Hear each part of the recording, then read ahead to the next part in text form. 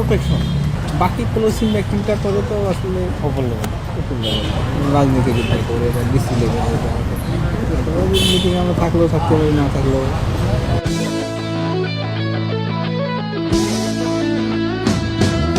আর বেচারা ট্রাক চালক তো রীতিমতো তাজ্জব। তেজগাঁও ট্রাক স্ট্যান্ডের গলিতে যাদের রাত কাটে তারা ঘুমাচ্ছেন গুলশানের মতো অভিজাত এলাকায়। এই যে একটা ঘটনা ঘটলো, এটা কি মনে করতেছেন? এটা খুবই একটা আজব ঘটনা। এটা জীবনে প্রথম এরকম ঘটনা ঘটলো আর কি। জি, কি আজব বলেন তো? গাড়ি ধরে, কাগজপত্রের জন্য গাড়ি ধরে নিয়ে থানায় আটকে রাখে, মালিক যে টাকা পয়সা তা ছুটে আনে। তো এটা তো অন্যরকম ঘটনা।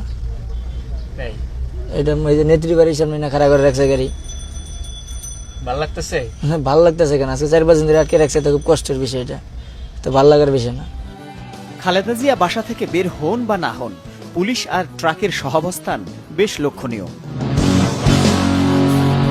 মাকসুদুন নবী, চ্যানেল 24, ঢাকা।